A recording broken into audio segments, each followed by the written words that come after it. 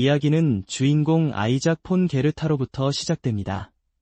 하녀들과 하인들에게 선물을 받으면서요.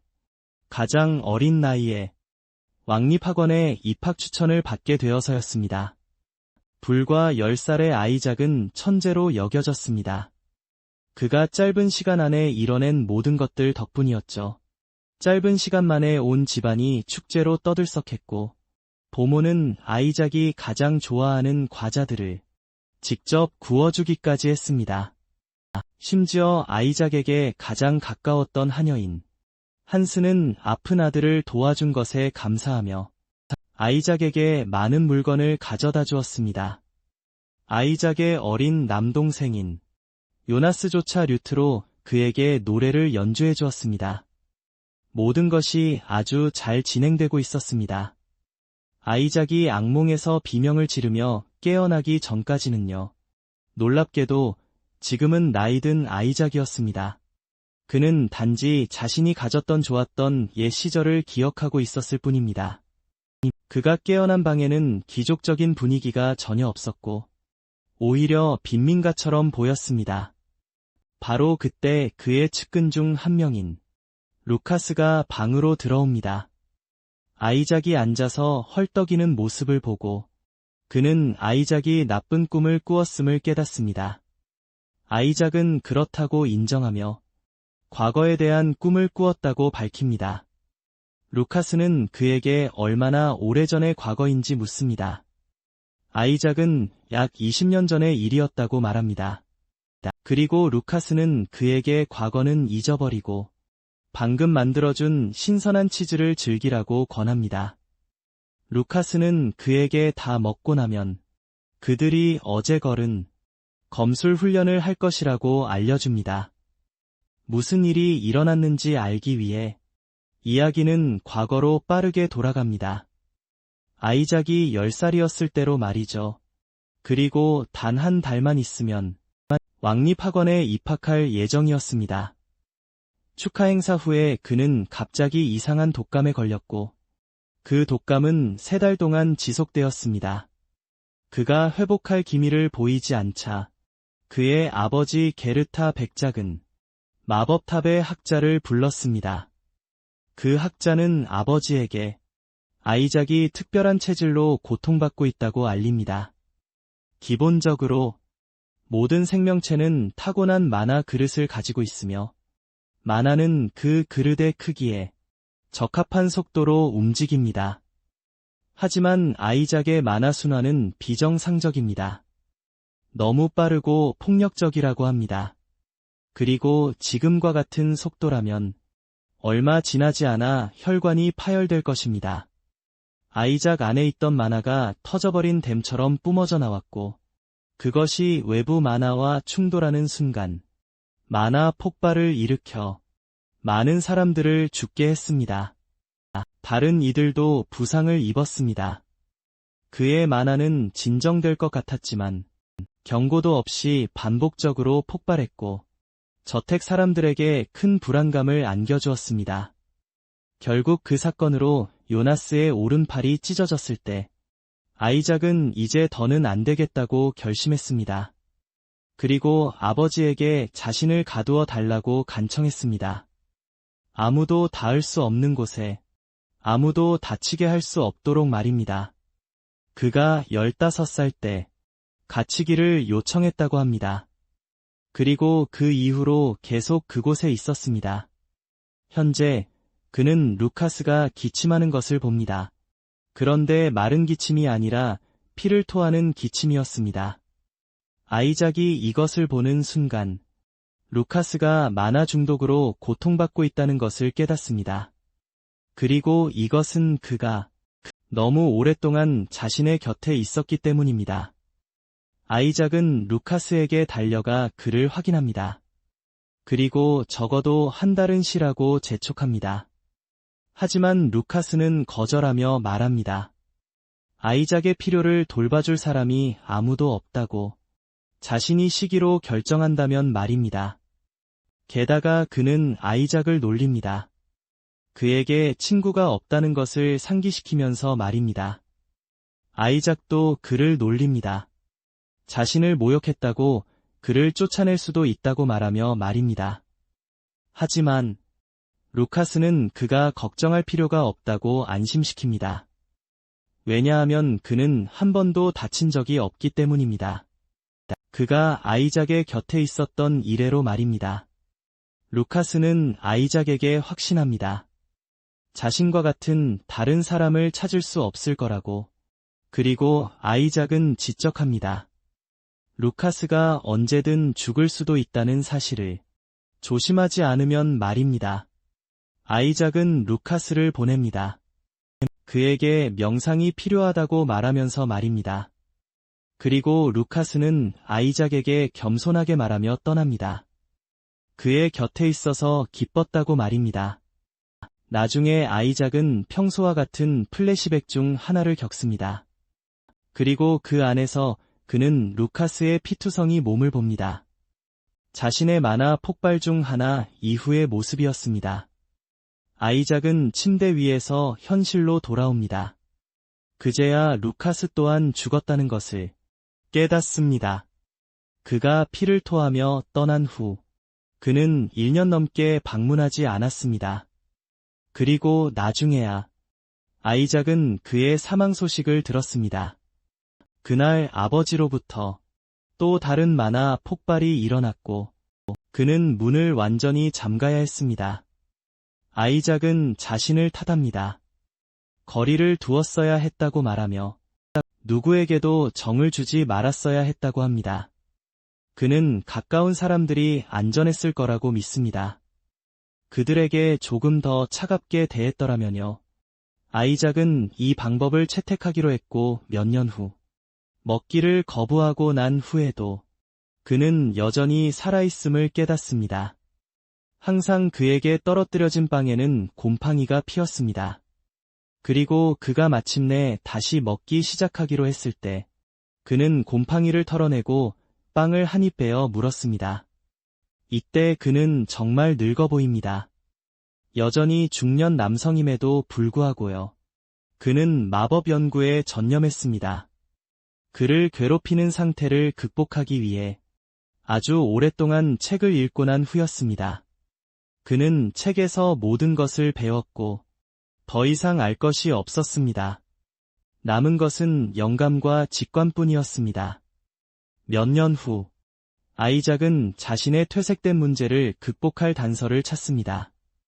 이때 그는 이미 71세입니다. 오직 연구에만 전념해왔습니다. 얼마 후 그는 문에서 형의 목소리를 듣습니다.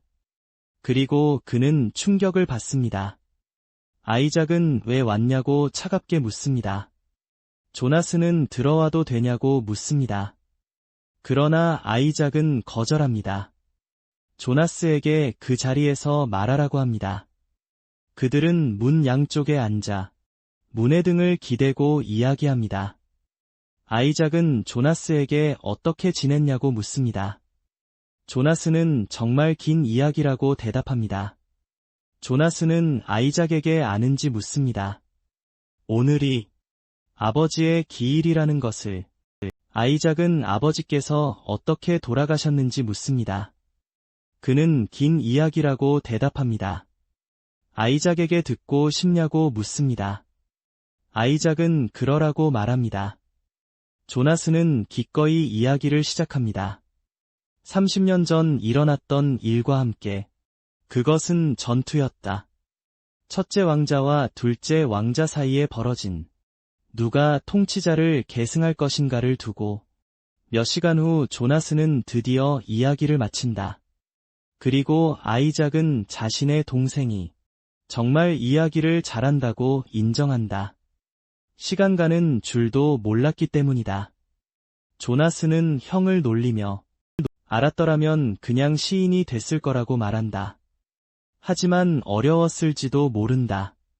한 손밖에 쓸 수 없었기 때문에. 아이작은 이 말을 듣고 조나스에게 있었던 일에 대해 사과한다. 조나스는 형에게 온 가족이 그를 미워했다고 말한다. 하지만 그들은 그를 너무 그리워했고 죽도록 사랑했다고도 한다. 바로 그때 조나스가 말한다. 안타깝게도 형의 얼굴을 볼 수 없었다는 것이. 마지막으로 아이작은 이 말에 혼란스러워한다. 그리고 조나스는 전쟁이 일어나던 때에 실제로 문이 열렸고 다른 차원의 괴물들이 나타나 많은 잔악 행위를 저질렀다고 언급한다. 아이작은 이 말을 듣고 충격에 벌떡 일어난다. 그리고 조나스에게 괜찮은지 묻는다. 조나스는 말을 더듬기 시작한다.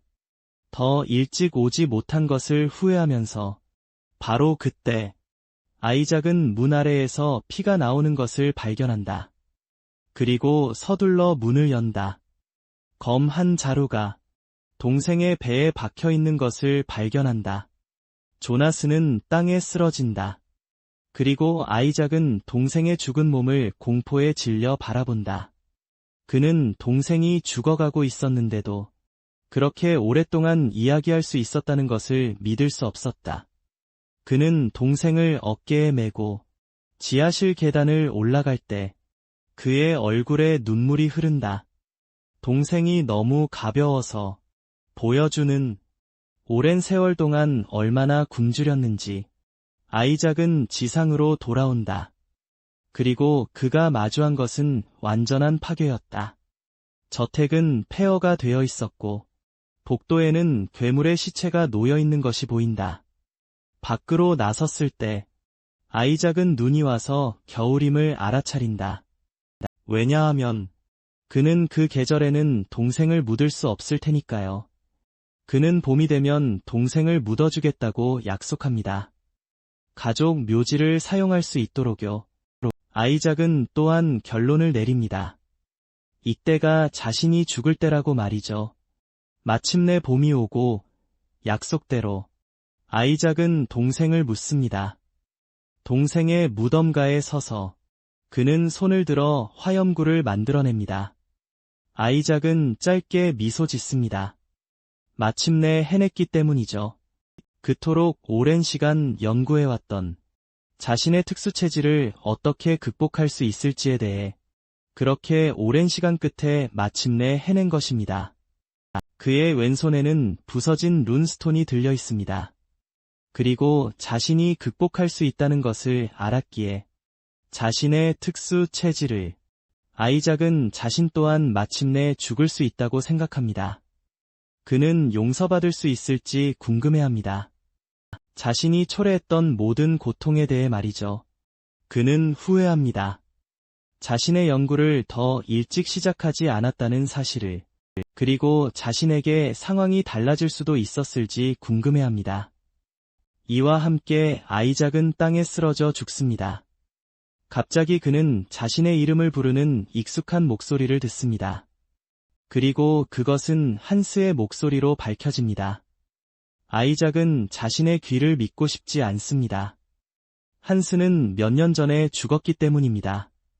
그리고 눈을 떴을 때 그는 젊은 몸으로 돌아와 있었습니다.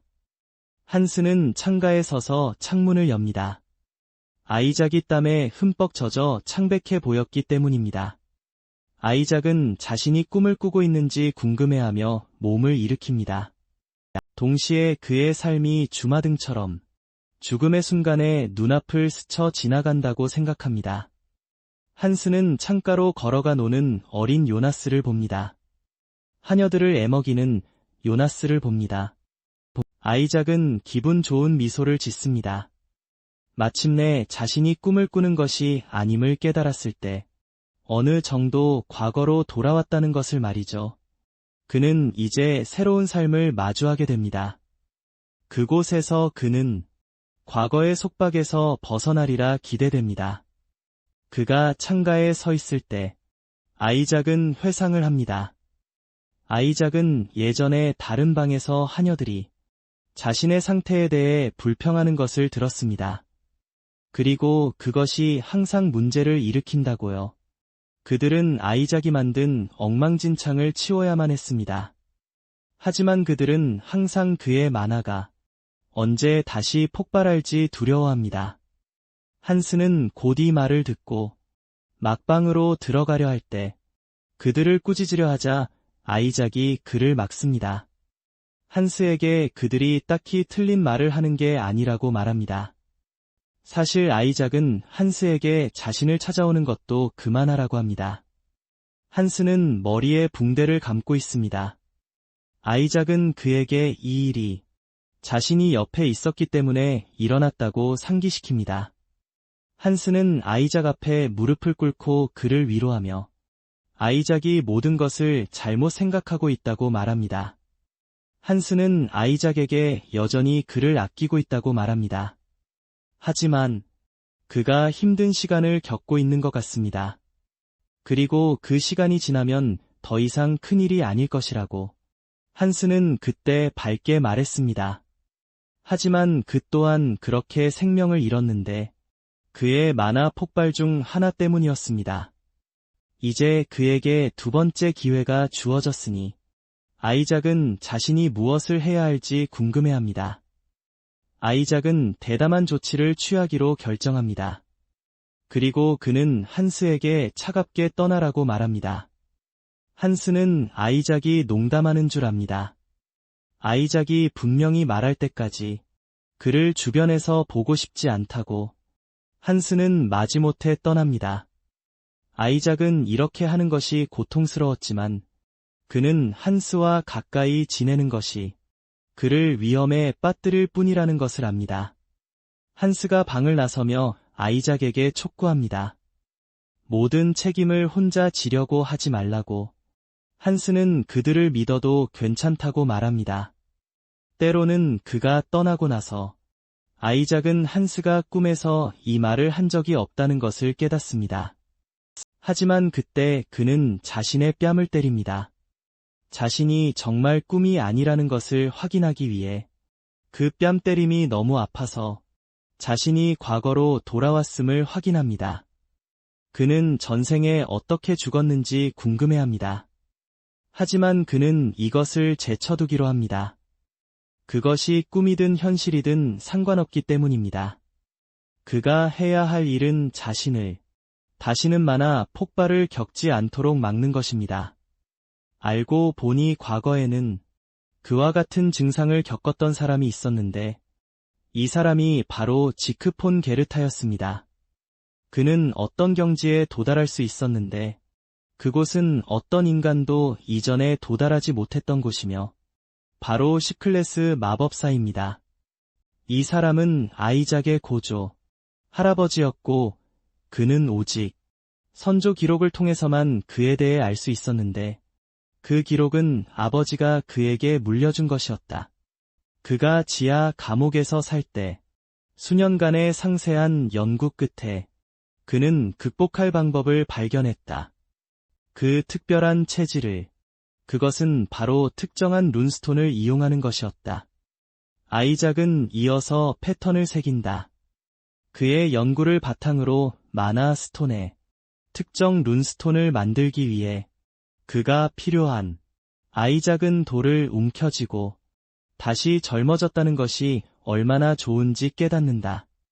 예전에는 손이 떨렸지만 지금은 돌을 쉽게 단단히 쥐고 있다. 명백히 그의 특수 체질의 부작용을 막기 위해, 즉 만화 폭발을, 그의 만화를 담는 그릇은 끝없이 순환하는 만화를 견뎌야 한다. 하지만 아이작의 만화는 너무나 미친 듯이 빠르고 격렬하게 흘러서 그릇이 그것을 견딜 수 없다. 일반적인 사람은 죽게 되어 있다. 그것이 산산조각 나는 순간에, 하지만 어떤 알 수 없는 이유로 아이작의 그릇은 아무 일도 없었던 것처럼 스스로 회복된다. 이것이 기본적으로 그의 그릇이 10번 혹은 20번 폭발해도 그가 살아있는 이유이다. 그가 방금 새긴 룬스톤은 고의로 만화 경로를 손상시킨다. 그리고 손상된 부위에 지속적인 충격이 가해진다. 이는 새로운 경로가 열리는 결과로 이어진다. 이것이 격렬한 만화의 충격이 결국 분산되는 방식이다. 하지만 성공률은 상당히 낮고 그는 죽기 직전에 간신히 성공했다. 그가 죽기 전에 만든 작은 불꽃은 그의 성공의 증거였다. 그리고 그는 이번에도 이것이 통할지 궁금해한다. 아이작은 작은 불덩이를 만들려고 한다. 그때처럼, 하지만 충격적이게도 그는 엄청나게 큰 불꽃을 내뿜어 그를 완전히 겁에 질리게 한다. 아이작은 이토록 엄청난 양의 힘이 자신을 통해 흐르는 것을 믿을 수 없다. 그리고 룬스톤을 살펴보자. 그것은 여전히 온전하게 남아있다. 아이작은 마침내 자신의 경로가 증가했음을 알아낸다. 3개로. 각 통로는 크기와 속성이 다르다. 그리고 그는 3가지 마법 주문을 동시에 발현할 수 있다. 아이작은 그것이 실제로 성공했다는 것을 믿을 수 없다. 하지만 그는 재빨리 자신을 다스린다. 왜냐하면 이것은 그의 목표가 아니기 때문이다. 그의 목표는 만화 폭발을 막는 것이다. 발생하지 않도록, 그리고 이를 위해 그는 3개의 통로로는 충분하지 않다는 것을 알아낸다. 그는 더 많은 마법을 사용해야 한다는 것을 깨닫는다. 통로를 늘리기 위해 더 자주 말이다. 게다가 이것은 부담을 최소화하는 데 도움이 될 것이다. 그의 만화 용기에 가해지는. 하지만 그때까지 그는 누구도 옆에 있게 할 수 없다. 사실 그 어떤 예외도 없을 것이다. 나중에 아이작이 공부하고 있을 때 한스가 방에 나타난다. 얼굴에 미소를 띠고서 아이작에게 그가 가장 좋아하는 음식을 가져왔다고 말한다. 하지만 아이작은 그에게 상기시켜야 했다. 이미 그를 보고 싶지 않다고 말했다는 것을. 한스는 아이작을 설득하려 한다. 최근에 잘 먹지 못했다고 상기시키면서 그러니 적어도 한 조각이라도 먹어야 한다고. 아이작은 믿을 수 없다. 한스가 자신의 말을 들으려 하지 않는다는 것을. 게다가 그는 너무나 귀여운 표정을 짓고 있다. 아이작은 한스에게 몇 살이냐고 묻는다. 한스는 현재 12살이라고 대답한다. 아직 어린 나이이므로 그는 자신이 평범한 아이처럼 행동해야 할 나이라는 것을 알아낸다. 아이작은 빵 한 조각을 베어문다. 그리고 그는 깨닫는다. 유모가 빵을 만들었음에 틀림없다는 것을. 그는 그 빵을 너무나 좋아한다. 그리고 그 빵이 얼마나 그리웠는지 깨닫는다. 아이작은 한스에게 유모가 어디 있는지 묻는다. 그날 그녀를 보지 못했기 때문에. 한스는 유모의 아들 힌더가 폐렴에 걸렸다고 말한다. 이 말을 듣자 아이작은 먹는 것을 멈춘다. 그리고 자신의 가족이 얼마나 좋은지 이야기한다. 왜냐하면 다른 가족이라면 유모가 집에 가는 것을 허락하지 않을 것이기 때문이다. 아들을 돌보기 위해 아이작은 한스에게 묻기 전에 시간을 갖는다. 힌더만이 폐렴에 걸린 유일한 아이인지. 그리고 한스는 밝힌다. 모든 아이들이 이미 그것에 걸렸다고. 이 말을 듣자마자 아이작은 드디어 무슨 일이 일어나고 있는지 기억해낸다. 이맘때쯤 일어났던 사건은 블랙 구스 마을의 집단 폐렴 사건이었다. 유모는 그 사건으로 아들을 잃었고 그녀는 엄청난 상실감 속에서 살아야 했다. 그녀가 죽는 날까지 알고 보니 그녀 역시 아이작의 만화 폭발 사건 중 하나로 죽었다. 이 끔찍한 사건을 기억하며 아이작은 그 여인이 다시 이것을 겪으면 나쁠 것이라고 생각한다. 아이작은 중요한 것을 기억해내고 즉시 한스에게 묻는다. 어떤 종류의 괴물 또는 괴물들이 최근 유모의 마을에서 토벌되었는지. 한스의 대답을 들은 후 아이작은 짐을 싸서 블랙 구스 마을로 사라졌다. 한스는 아이작에게 괴물을 제대로 보지 못했다고 말했지만 보아하니 마탑 사람들이 그것을 사러 왔고 연구 자료로 쓰려 했단다. 하지만 그가 볼 수 있었던 것으로는 그것은 거대한 거미처럼 보였고 은색 털로 덮여 있었다.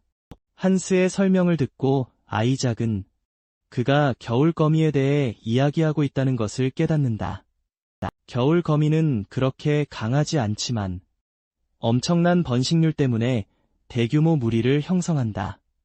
그들의 엄청난 번식률 때문에 진짜 문제는 겨울거미가 고밀도의 만화를 가지고 있다는 것인데 이 만화에 노출되면 만화 중독을 겪게 된다. 이것에 노출되었을 때 이것은 독처럼 작용하며 영향을 받은 사람을 천천히 질식시킨다. 아이작은 마을의 아이들이 만화에 중독되었다고 생각한다. 겨울거미가 내뿜는 만화에 의해 아이작은 약초를 모으기 위해 숲으로 향한다. 그는 만화 중독에 대해 모든 것을 알고 있기 때문이다. 하지만 이 시대에는 여전히 새로운 것이라 모두 폐렴이라고 믿고 있다. 많은 약초를 모은 후 그는 아이들에게 먹여 그들의 증상을 완화할 만큼 충분하다고 생각한다. 하지만 그 치유 효과는 일시적일 뿐이며 증상의 재발을 막기 위해서는 겨울거미를 완전히 박멸해야 한다. 아이작은 알고 있다. 부모님께 도움을 요청할 수 있었으면 좋았겠지만 하지만 그의 아버지는 보통 국경에 요새의 주둔에 있고 그의 어머니는 현재 대륙을 여행하며 그의 특별한 체질을 위한 치료법을 찾고 있습니다. 아이작은 그들이 돌아올 때까지 기다릴 수 없다는 것을 압니다. 그때쯤이면 힌더가 죽었을 것이기 때문이죠. 얼마 후 유모는 아들을 돌보고 있는데 문 두드리는 소리를 듣습니다. 그녀는 문을 열기 위해 걸어가고 놀랍게도 아이작을 발견합니다. 아이작은 여행으로 너무 지쳐 약초를 모으느라 애쓴 나머지 그 여자의 품에 쓰러집니다. 유모는 그에게 저택에 무슨 일이 있었는지 묻습니다. 왜 그 늦은 시간에 떠났는지 말이죠. 아이작은 자신이 그저 걱정했을 뿐이라고 말합니다. 그녀가 며칠 동안 일하러 오지 않았기 때문에요. 그래서 그녀를 확인하러 왔다고 합니다. 유모는 아이작에게 말합니다. 그를 안으로 들어오게 하지 않을 수도 있다고 말이죠. 힌더가 폐렴에 걸렸고 그도 옮을 수 있기 때문입니다. 여자를 설득하기 위해 아이작은 천조각을 코에 묵습니다. 하지만 이것으로도 유모는 여전히 그를 들여보내기를 망설입니다. 아이작은 그녀에게 약초가 가득 담긴 가방을 건네고 곧장 집 안으로 걸어 들어갑니다. 그는 유모에게 약초를 으깨서 지식이고 냄비에 넣고 2번 달이고 시킨 다음 힌더에게 먹이라고 말합니다. 아이작은 힌더가 쉬고 있는 방으로 향하고 힌더의 얼굴 전체에 푸르스름한 반점을 보고 아이작은 힌더가 만화 중독을 앓고 있음을 확인합니다. 아이작이 힌더의 이름을 부르자 힌더는 힘없이 대답합니다. 힌더가 아이작에게 처음 한 말은 자신의 어머니를 해고하지 말라는 것이었습니다. 자신 때문에 일하러 올 수 없었기 때문이라고요. 아이작은 힌더의 이 말을 쓰다듬으며 엄마를 해고하지 않을 것이라고 안심시킵니다. 그가 밀빵을 몰래 가져다주는 유일한 사람이기 때문이라고요. 그러니 그저 나아지는 데 집중하라고 말합니다. 나중에 아이작은 사냥꾼에게 자신을 버려진 광산으로 안내해달라고 합니다. 동굴 입구에 도착하자마자 아이작은 그 남자에게 묻습니다. 이곳이 석회암 동굴이 확실한지 말이죠. 그러자 그 남자는 그렇다고 확신시켜줍니다. 아이작이 남자에게 요금을 지불합니다. 그리고 나머지는 자신이 처리할 것이라고 말합니다. 그가 떠나면서 그 시점부터 말이죠. 노인은 아이작에게 조심하라고 당부합니다. 과거의 사람들이 실종되었기 때문입니다. 그 동굴 주변에서 말이죠. 겨울 거미는 석회암 동굴을 선호하는 것 같습니다. 그리고 이곳이 이 지역의 유일한 석회암 동굴이기 때문에 아이작은 겨울 거미들이 현재 이 지역에 둥지를 틀고 있다고 믿습니다. 하지만 동굴 안으로 들어가기 전에 그는 준비하는 것이 더 나을 것이라고 생각합니다. 그는 자신이 현재 발현할 수 있다는 것을 기억합니다. 세 가지 주문을 동시에 말이죠. 이는 그를 2등급 마법사와 동급으로 만듭니다. 하지만 그는 자신을 과도하게 무리시킬 수 없습니다. 그의 만화 그릇이 깨질 수도 있기 때문입니다. 게다가 그는 무모하게 마법을 사용할 수도 없습니다. 안에 거미가 몇 마리 있는지 모르기 때문입니다. 아이작은 그리고 나서 주위를 둘러봅니다. 그리고 그는 정확히 필요한 것을 찾습니다. 그것은 서리 벨라도나입니다. 그 식물의 열매는 보통 희석되어 마비제나 마취제로 사용됩니다. 하지만 겨울 거미에게는 치명적인 독입니다. 아이작은 이 아이러니를 믿을 수 없습니다. 그들이 같은 서식지에 살고 있다는 것을 말이죠. 그들의 치명적인 약점과 함께요. 그렇게 많은 벨라도나를 모은 후에 아이작은 깨닫습니다. 그가 가져왔으면 더 좋았을 것이라고요. 장갑을요, 이미 그의 손이 부어올랐기 때문입니다. 독이 얼마나 강력한지를 보여주면서요. 그는 이미 많은 룬석을 만들었기 때문에 그가 영지에 있었을 때 말이죠. 그는 이제 갈 시간이라고 생각합니다. 동굴에 들어서자마자 그는 낭떠러지가 있다는 것을 깨닫습니다. 그리고 그것은 어두운 중심으로 곧장 이어집니다. 그는 주위를 둘러봅니다. 그가 그곳으로 내려갈 방법이 있는지 확인하기 위해 말이죠. 그리고 그에게 다행스럽게도 그는 아래로 내려가는 사다리를 발견합니다. 아이작은 사다리를 잡고 내려가기 시작합니다. 그리고 그가 바닥에 도착했을 때쯤에는 그는 이미 지쳐있지만 상황을 보니 그는 제대로 된 장소를 찾았다는 것을 깨닫습니다. 바닥에는 해골들이 있습니다. 그리고 그것들은 괴물과 인간 모두의 것입니다. 아이작은 궁금해한다.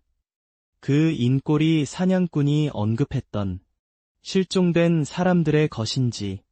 그때 그는 주변에서 바스락거리는 소리를 듣는다. 그리고 즉시 여러 개의 화염구를 만들어낸다.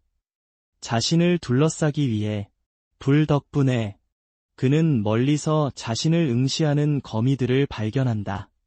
하지만 그는 완전히 두려워하지 않는다. 불이 거미들을 막아줄 것이라는 것을 알기 때문이다. 그들이 불을 싫어하기 때문에. 하지만 그들이 그를 에워싸기로 결정하기 직전에 준비해야 한다. 아이작은 코에 옷 조각을 묶는다. 그가 무엇이든 시작하기 전에 준비가 되자 그는 벨라돈나에 불을 붙인다. 그리고 그것에서 나오는 연기가 동굴을 채우기 시작한다. 연기가 거미들에게 닿자 그들은 그것에 부정적으로 반응한다. 그리고 거미들이 연기에 얼마나 짜증을 내는지 보고는 아이작은 마침내 때가 되었다고 생각한다. 그가 사냥을 시작할. 과거 아이작은 창가에 서서 한 시민이 그의 아버지에게 따지는 것을 지켜보았다. 영지에서 벌어지고 있는 나쁜 일들에 대해 그는 아버지를 탓했다. 그가 영지의 영주이기 때문에 이 모든 혼란을 막기 위해 무언가 했어야 했다고. 하지만 대신 그는 백성들을 실망시켰다고 믿는다. 전체 문제는 주로 검은 거의 마을에 관한 것이었고 모든 것이 시끄러웠기 때문에 아이작은 지하실로 이사하는 것을 고려하기 시작했다. 지하실이 더 조용하고 주변에 사람이 적기 때문에 그는 그저 집중할 수 있다. 거기서 자신의 특별한 체질을 연구하는데 더 많이. 게다가 그는 벽을 디메트륨으로 덮는 것을 고려한다. 그것이 높은 마법 저항력을 가진 재료이기 때문에 그의 만화 폭발을 억제하는 데 도움이 되도록. 너무 오랫동안 혼잣말을 한 후 그는 마침내 한스의 이름을 불렀다. 한스가 죽었다는 것을 깨달았을 뿐이었다. 이제 현재 그가 동굴에 앉아 있을 때 그는 왜 이런 끔찍한 옛 기억들을 기억해야 하는지 궁금해한다. 그는 주위를 둘러본다. 그리고 벨라돈나가 거미들을 심각하게 약화시키고 있다는 것을 깨닫는다. 그리고 그가 거미들에게 독을 직접 먹일 수 없으므로 할 수 있는 것은 꽃을 태우는 것뿐이다. 그리고 연기를 퍼뜨리는 것이다. 그렇게 해서 그들이 질식할 때까지 마비시킬 수 있습니다. 하지만 이 방법은 완벽하지 않습니다. 왜냐하면 그 역시도 그것으로부터 안전하지 않을 것이기 때문입니다. 그래서 그는 젖은 천 조각을 감쌌습니다. 1차 필터로서 얼굴 주변에 그의 몸에 스며드는 어떤 독이라도 정화될 것입니다. 그의 몸속 만화로 그는 또한 압축된 불덩이를 만들었습니다. 거미들을 쫓아내는 방어수단으로 사용하는 그는 기본적으로 동시에 세 가지 마법을 사용하고 있습니다. 정화 마법, 화염 마법, 그리고 위상 변환입니다. 화염 마법에 대해서는 그는 세 가지 주문을 동시에 시전할 수 있습니다. 세 개의 만화 회로를 통해 이는 멀티 회로라고도 불릴 수 있습니다. 이것 덕분에 그는 거미들이 약해질 시간을 벌 수 있었습니다. 그리고 일단 그들이 마비되면 아이작은 불덩이로 그들을 마무리합니다. 그는 생존자들이 달리고 있다는 것을 알아차립니다. 한 방향으로 그리고 더 가까이 관찰해보니 그들이 향하는 곳에 물이 있다는 것을 깨닫습니다. 하지만 그들에게는 여전히 희망이 없습니다. 왜냐하면 그들은 바싹 타버릴 것이기 때문입니다. 동시에 그는 자신이 실제로 질식할지도 모른다고 두려워합니다. 조심하지 않으면 그래서 그는 모든 것을 빨리 끝내야 합니다. 아이작은 코트를 벗습니다. 물가로 향하기 전에 하지만 그가 그곳에 도착하는 순간 그는 코트를 벗어둔 결정을 후회하기 시작합니다. 그 지역 전체가 너무 춥기 때문에 방의 온도가 너무 낮게 떨어져서 얼음을 형성할 수 있을 정도였고 바로 그때 그는 고개를 들어 전체를 봅니다. 동굴 천장이 거미알로 가득 차 있는 것을 이 모습을 보는 순간 그는 중요한 것을 기억해냅니다. 등골을 오싹하게 만드는 그는 계속해서 그 지역을 조사합니다. 불덩이를 여기저기 던지면서 자신을 위한 조명을 만들기 위해 얼마 지나지 않아 그의 두려움이 현실이 됩니다. 거대한 거미와 얼굴을 마주하게 되면서 바로 겨울거미 여왕입니다. 식은땀이 그의 얼굴에 흘러내립니다. 그가 두려움에 떨며 망설임 없이 그 괴물이 그를 공격합니다. 아이작은 간신히 멀리 점프합니다. 괴물의 발톱에 꿰뚫리는 것을 피하기 위해 그는 얼음 바닥에 세게 착지하고 고통으로 신음합니다. 하지만 그는 즉시 다시 일어서서 항상 자신의 운을 망친다고 자책합니다. 다른 겨울 거미들과 달리 거미 여왕은 불의 저항력이 있는 괴물입니다. 심지어 서리까지 뿜어내죠. 이것이 바로 그들이 불리는 이유입니다. 겨울 거미라고. 두려움이 온몸을 휩싸인 채 아이작은 거미에게 화염구를 던집니다. 하지만 그것은 괴물에게 별다른 영향을 주지 않습니다. 아이작은 이것에 놀라지 않습니다. 왜냐하면 그는 거미가 다른 거미들처럼 그냥 불타 죽을 거라고 기대하지 않기 때문입니다. 아이작은 자신이 죽은 목숨이라는 것을 알고 있습니다. 거미 여왕이 느리지 않았다면, 하지만 그는 여전히 큰 문제를 가지고 있습니다. 그리고 그것은 그의 몸이 서서히 한계에 다다르고 있다는 사실입니다. 전투 경험이 없는 12살짜리 몸으로는 피로해지는 것이 당연하다는 것을 그는 알고 있습니다.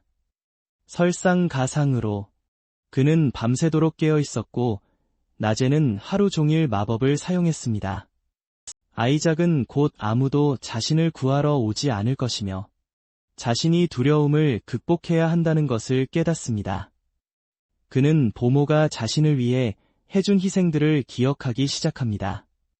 그저 자신이 편안할 수 있도록.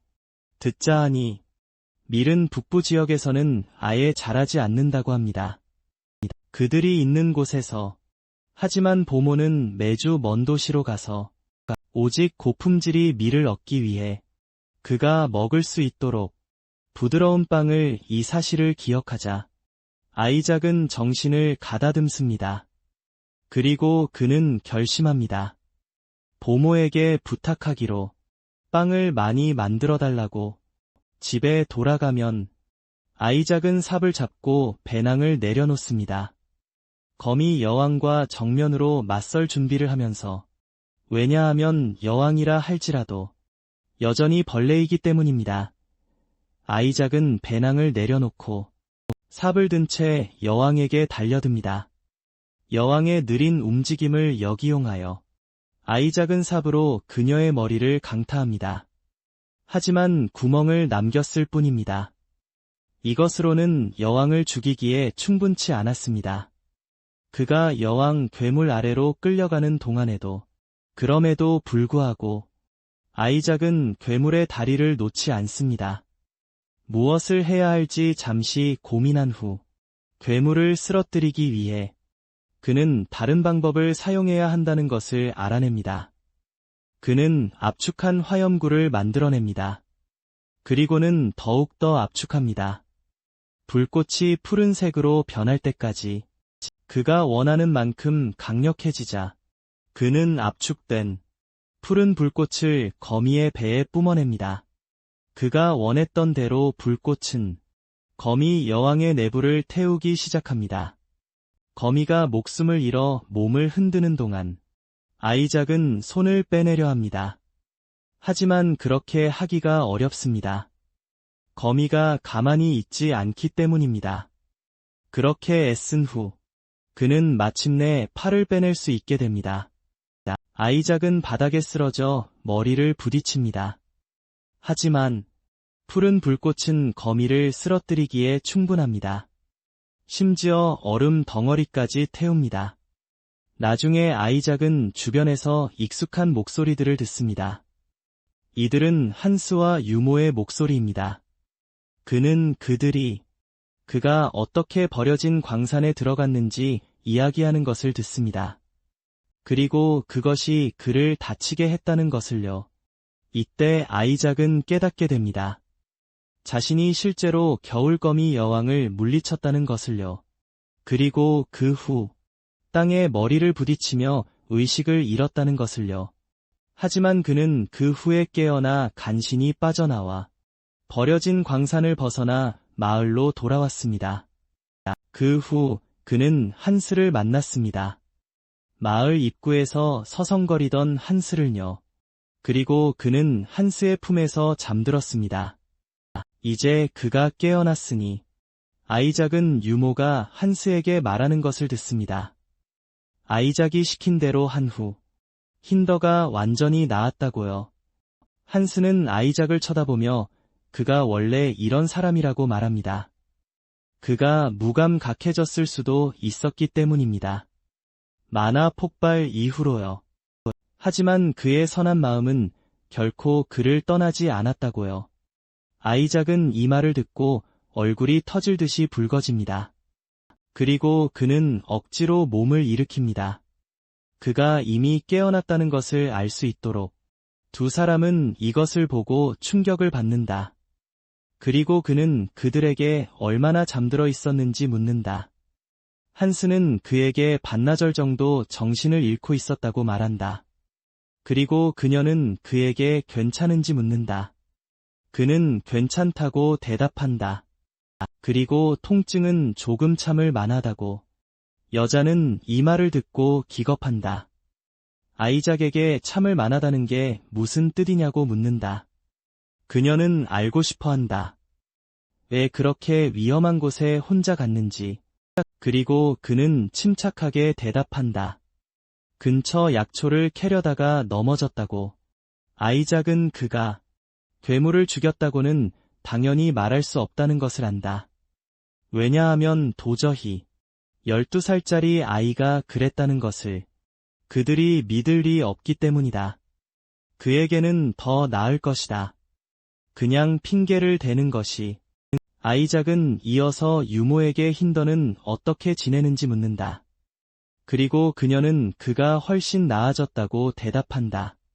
그가 처방한 약초를 준 후에 사실 마을의 다른 아이들도 모두 잘 지내고 있다.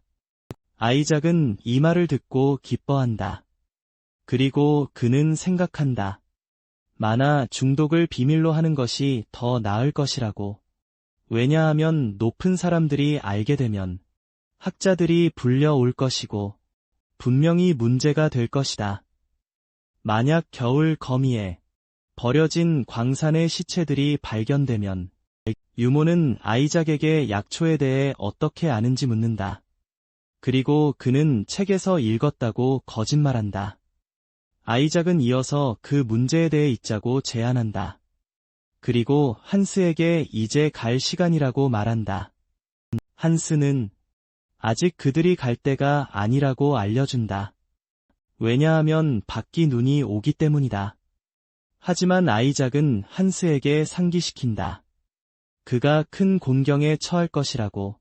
만약 그가 영지를 떠났다는 것을 알게 된다면 그의 감시 아래 한스는 재빨리 이에 동의한다. 그리고 그들이 막 떠나려 할 때 유모는 아이작에게 사과 한 바구니를 준다. 그가 가져갈 사과들은 모아진 것이었다. 마을 주민들이 감사를 표하기 위해 아이작은 이어서 유모에게 일주일을 더 쉬라고 말한다. 그녀가 다시 시작하는 게 더 좋을 테니까. 힌더가 완전히 회복하면 보모는 이 말에 놀란다. 그리고 그녀는 아이작에게 물었다. 집사장님이 이것에 대해 불평하지 않을까요? 아이작은 그녀를 깜짝 놀라게 한다. 그녀가 한가하게 지내지 않을 거라고 말하면서 일주일 내내 아이작은 그녀에게 사과로 잼을 만들라고 지시한다. 그가 밀빵과 함께 먹을 수 있게. 그녀가 다시 일할 때 보모는 얼굴에 미소를 띠고 이에 동의한다. 그리고 아이작에게 사과파이도 만들겠다고 말한다. 일주일 후 아이작이 저택 주변을 조깅하는 모습이 포착된다. 그동안 그의 모나 혈관은 변화했다. 그리고 3개의 회로가 4개로 늘었다. 모나 혈관도 더욱 안정화되었다. 그리고 마법 주문의 개수가 그가 동시에 사용할 수 있는 4개로 늘어났다. 그는 겨울 거미들과 싸우고 자신을 한계까지 몰아붙인 것이 아마 이것에 도움이 되었을 것이라고 짐작한다. 게다가 그는 저택 주변을 달리는 것도 또한 이에 기여했다는 것을 알고 있다. 기본적으로 말하자면 마법을 사용하려면 이해력과 계산력이 필요하다. 직관을 포함해서 이것은 상당한 정신력을 소모하는 작업이다. 몸이 망가지면 마음도 망가진다. 그리고 정신력은 체력을 필요로 한다는 것이 꽤 분명하다. 그는 버려진 곳에서 자신의 한계에 도달했음을 안다. 훈련되지 않은 어린 몸을 입고 있었기 때문이다. 아이작은 전생에 루카스가 자신의 체력을 단련시키곤 했다는 것을 기억한다. 아이작이 훈련을 한창 하는 중일 때 집사장 실러가 그를 불렀다. 그에게 정기검진 시간이라고 말하며 의사가 아이작에게 인사하기 위해 앞으로 걸어온다. 그에게 기분이 어떤지 물으면서 이 사람은 아무래도 개인 주치의인 듯하다. 그의 아버지가 그에게 배정해준. 그리고 사람들은 말한다. 그가 영지에서 가장 성공한 의사라고. 하지만 그들 가까이서도 심지어 소위 전문가라는 의사조차도 그의 이상한 체질을 알아내지 못했다. 그가 검진을 마친 후 의사는 그에게 괜찮다고 말한다. 그는 아이작의 약을 바꾸기로 결정한다. 하지만 아이작은 그가 그저 쓸모없는 약을 처방할 것이라는 것을 안다. 의사는 서류 가방에 손을 뻗는다. 그리고 만병통치약이라 불리는 무약 6병을 드러낸다. 이것은 만화의 흐름을 안정시키는 무약이다. 아이작은 이것을 보고 깨닫는다. 아버지가 극단적인 조치를 취하고 있다는 것을, 그에게 좋은 것을 확실히 주기 위해. 기본적으로, 만병통치약은 기본적으로 통용어로는 모든 것을 치유한다는 뜻이다. 그리고 어떤 이들에게는 각성제로 사용되며 군인들에게는 성능 향상제로 사용된다. 이 무약이 만화의 흐름을 안정시키는 것으로 알려져 있지만 사실은 오해에서 비롯된 것이다. 고대어를 번역하는 동안 발생한 실제 효과는 만화의 흐름을 자극하는 것이다. 이는 그에게는 독이라는 의미다. 그의 만화가 통제 불능 상태가 되기 때문이다. 하지만 현재 상황에서는 올바른 촉매제이다. 잘 사용하면 그의 만화, 회로를 증가시키는 데 도움이 될 것이다. 의사가 떠난 후 아이작은 실러가 자신을 응시하고 있는 것을 알아차린다. 그리고 할 말이 있냐고 묻는다. 실러는 놀라움을 드러낸다. 아이작이 정말 침착해 보인다는 것에, 그는 항상 남에게 보이는 것에 대해 성질을 부렸기 때문이다. 이 때문에 직할령의 의사들은 그의 주치의가 되는 것을 거부한다. 그리고 아이작은 실러에게 묻는다. 예전처럼 난동을 부리는 것이 더 나았을지. 예전처럼. 실러는 잠시 침묵한다. 마침내 입을 열기 전에 한스에게서 아이작이 검은 거의 마을 아이들의 폐렴을 치료했다는 것을 들었다고 말한다. 아이작이 이 말을 듣자 실러가 한스를 신문했다는 것을 깨닫는다. 실러는 아이작에게 말한다. 그것이 큰 문제가 될 것이라고. 자문위원회가 알게 된다면. 실러는 그리고 차갑게 아이작에게 말한다. 이번에는 눈 감아 주겠다고. 하지만 아이작에게 자제하라고 촉구한다. 하지만 그럴 수 없다면 그에게 먼저 알려야 한다고 말한다. 심지어 전생에서도 아이작은 실러와 가까워질 수 없었다. 그는 항상 무미건조하고 융통성 없는 집사장이었기 때문이다. 그는 소위 차가운 남자이다. 늘 다른 사람들과 거리를 두던. 하지만 그가 죽기 전 요나스에게 들은 바에 따르면 실러는 마지막까지 가문을 섬겼고 결국 목숨을 잃기 전까지도 실러는 많이 신경 쓰고 있으며 강한 척하려고만 할 뿐이라고 했다. 아이작은 실러에게 웃으며 말한다. 그 말의 의미를 이해한다고. 실러는 아이작에게 묻는다. 특별한 이유라도 있냐고. 그가 지난 며칠 동안 계속 달려온 일에 대해. 아이작은 역사적으로 5등급 이상의 마법사들은 몸을 단련했다고 답한다. 만화를 흐르게 하는 몸인 만큼 건강한 상태를 유지해야 한다고. 그날 밤 늦게 실러는 보고서를 작성한다. 아이작이 검은 거의 마을 아이들의 폐렴을 어떻게 치료했는지에 대해 실러는 생각한다. 그의 체질상 앞으로 마법을 사용하기는 어려울 것이라고. 실러는 학자나 연금술사의 길이 그에게 적합할 것이라 믿고 있으며 이렇게 하면 아이작의 아버지 또한 걱정을 덜게 될 것이라고 믿는다. 바로 그때 하녀 한 명인 로사가 실러의 사무실로 들어온다. 하녀들이 사라지고 있다고 말하면서 클라라와 아네트 두 소녀가 사라졌다는 것이다. 로사는 사실 아네트만큼은 보증할 수 있다고 말한다. 클라라가 아니라면 그녀는 좋은 아이라고. 사실 아네트는 3년 동안 하루도 쉬지 않았다. 즉, 그녀에게 분명 무슨 일이 생긴 것이다. 나중에 로사는 다른 하녀와 빌이라는 하인과 이야기하는 모습이 보인다. 빌은 영지에 대해 험담한다. 살기 좋은 곳이 아니라고 말하며 이 지역은 날씨가 혹독하고 산적들이나 괴물들이 항상 나타나기 때문이라고. 다른 하녀는 빌에게 기본적으로 묻는다. 그가 도망칠 거냐고. 그러자 그는 태연하게 답한다. 가능성이 없는 건 아니라고. 소녀는 아네트가 그와 같지 않다고 말한다.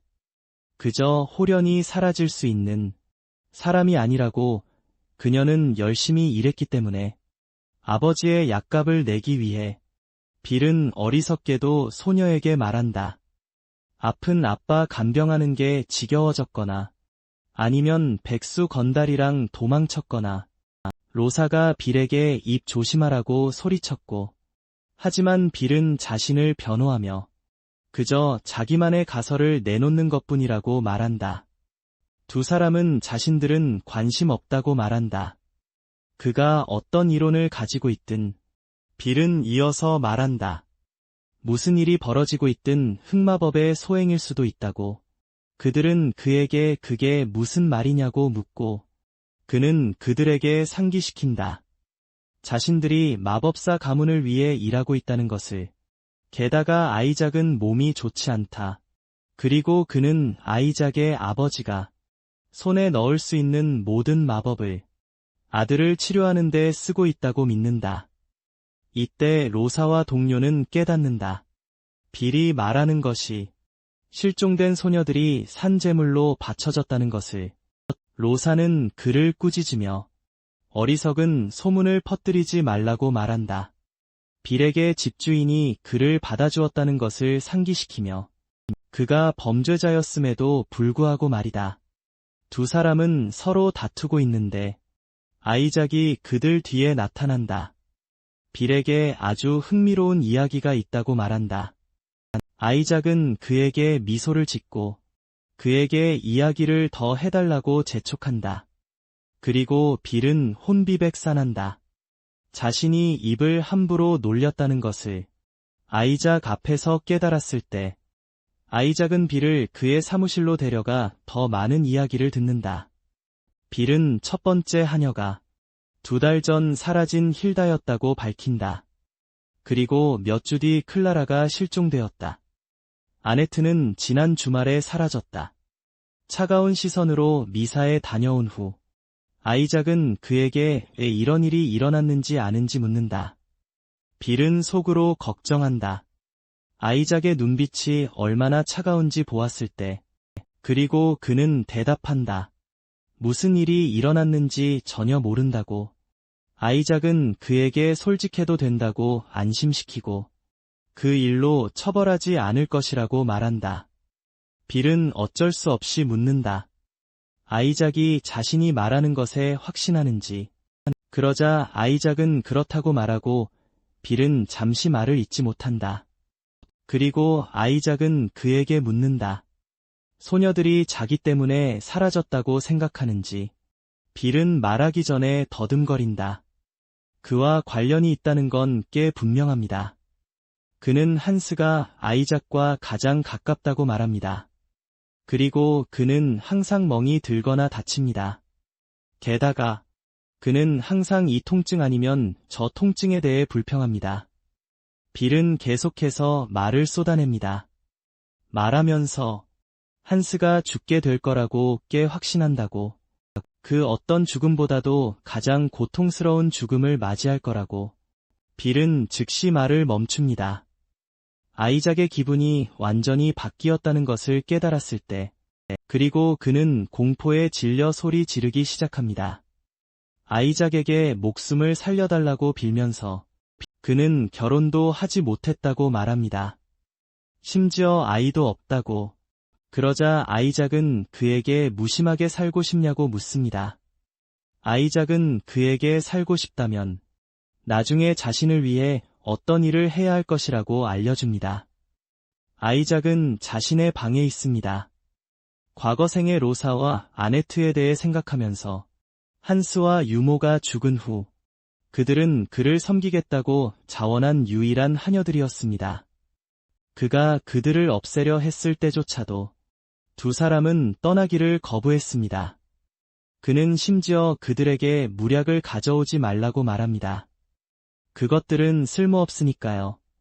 하지만 두 사람은 아이작에게 희망을 버리지 말라고 촉구합니다. 모든 것이 분명히 더 나아질 것이라고.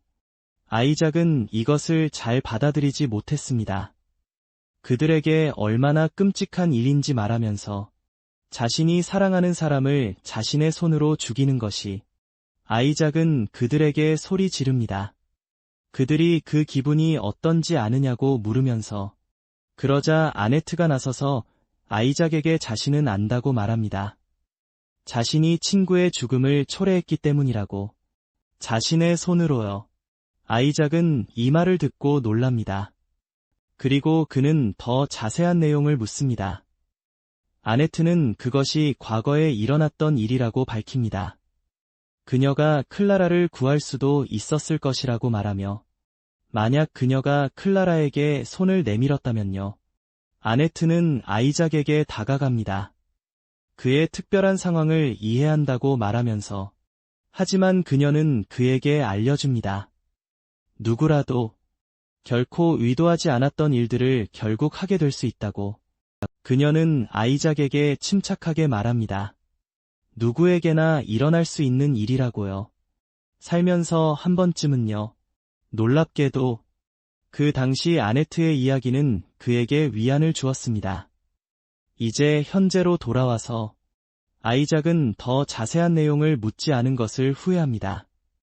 잠시 후 빌이 방에 나타납니다.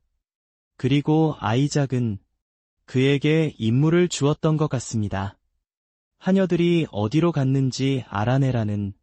빌은 자신있게 해냈다고 말합니다. 오래 걸리지도 않았기 때문입니다. 빌은 거지들 사이에서 물어봤다고 주장합니다. 길 근처에 있던. 그리고 그들의 묘사는 완벽하게 일치했습니다. 아이작은 그에게 무엇을 알아냈는지 묻습니다. 그리고 빌은 결론이 그들이 노예 상인들에게 잡혀갔다는 것이라고 답합니다. 그는 노예 상인들이 사람들을 속인다고 말합니다. 번성한 남쪽으로 데려다 주겠다고 말함으로써 결국 그들을 팔아넘긴다고. 아이작은 혼란스러워하며 말합니다. 그들은 스스로 남쪽으로 갈 수도 있었을 텐데요. 브로커 없이도요. 원했다면 말입니다. 빌은 아이작에게 그가 완전히 잘못 알고 있다고 말합니다. 남쪽으로 가는 길이 위험하고 험난하기 때문에 그들을 지켜줄 사람이 필요했다고. 여행 내내 이 말을 들은 후 아이작은 그에게 동의하며 그의 이론이 일리 있다고 말합니다. 하지만 마음속으로는 빌에게 꿍꿍이가 있습니다. 그는 아이작이 아직 어리고 세상 물정을 모른다고 생각합니다. 빌은 이어서 아이작에게 말합니다. 저것, 거지들의 입을 열게 하는데 많은 돈이 들었다고. 그래서 아이작이 그에게 준 20개의 은화를 모두 썼다고. 여비로. 아이작은 이 말을 듣고 놀랍니다.